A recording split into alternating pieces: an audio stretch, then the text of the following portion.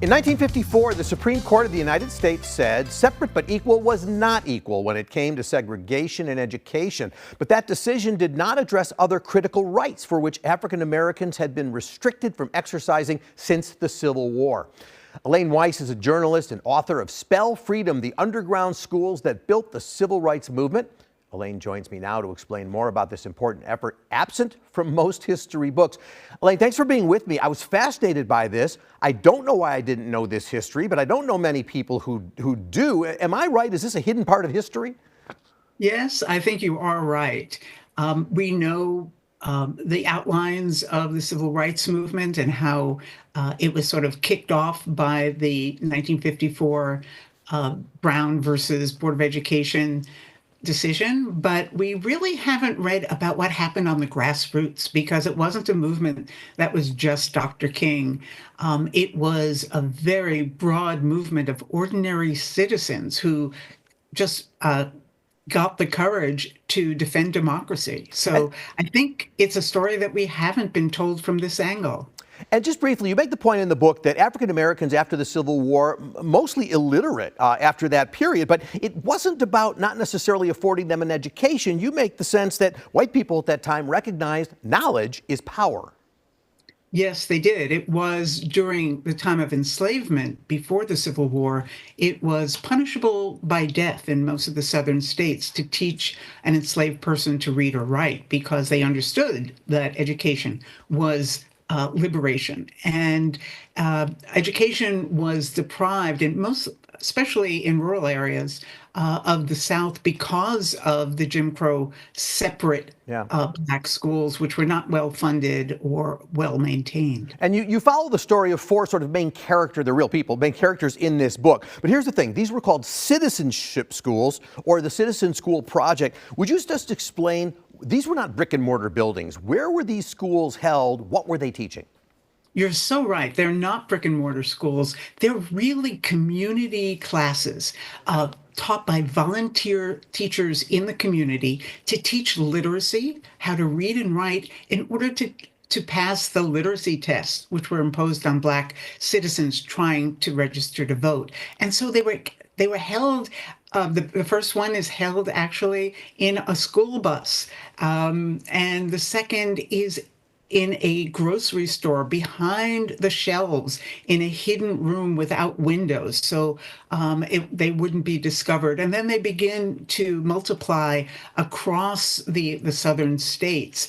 And they're really just community classes that are held in beauty parlors after hours, in funeral parlors, in mechanics garages, car garages, under the trees. So these are really community, peer-to-peer learning, not only literacy, but then learning their rights under the Constitution so they would understand what they will be fighting for when the movement begins to gain some traction. The four main characters, we don't have time to talk about all of them, but Septima Clark, a grandmotherly type, Esau Jenkins, a businessman. But I found interesting was Miles Horton because he was a white guy from Tennessee. What was his interest in getting involved? Yeah, Miles Horton is a fascinating person. He runs something called the Highlander Folk School, which was dedicated to helping working people solve their own problems by talking them out and starting an action plan. So it was the essence of grassroots organizing.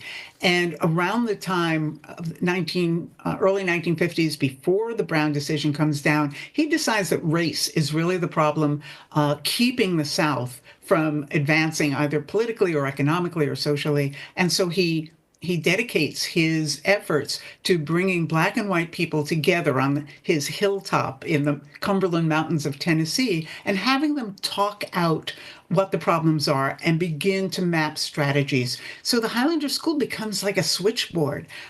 Everyone who's involved in the movement comes and spends a weekend or a week there talking with other activists, with scholars, with journalists, trying to decide what the next step is going to be. Rosa Parks comes there and has some training and gets some sense of confidence. And 3 months later, she goes back home to Montgomery and refuses to give up her seat on the bus that launches the Montgomery boycott, which is the first organized campaign of what we then call the civil rights movement. John Lewis comes to Highlander, Yeah. and he's 19 years old, a seminary student, and he is really encouraged to continue his nonviolent protest studies. And Elaine, just less than a minute left, but how dangerous was it? Because they were being taught how to spell their name with not an X. How dangerous was it for African Americans to even try and vote back then?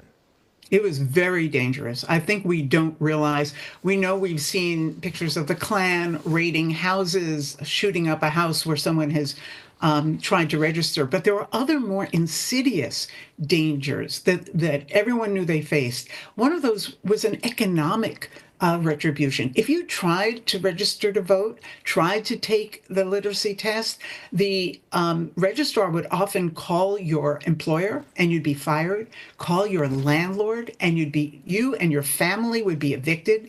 There's instances of entire communities who tried to vote in the South and are evicted and live in tent cities for 2 years because they're not allowed. No one will give them housing, and the doctors won't treat Black patients. There's this concerted punishment of Blacks who they are citizens and they try to exercise their constitutional rights, and they are severely punished, not only physically, but economically and socially. So it was very, very dangerous. Elaine, congratulations on the book. It's just so important that people need to check this out and know a piece of history that we just don't know, and we should. The book is called Spell Freedom. It is out now. You can find more information about it and Elaine's other books. There's more at ElaineWeiss.com.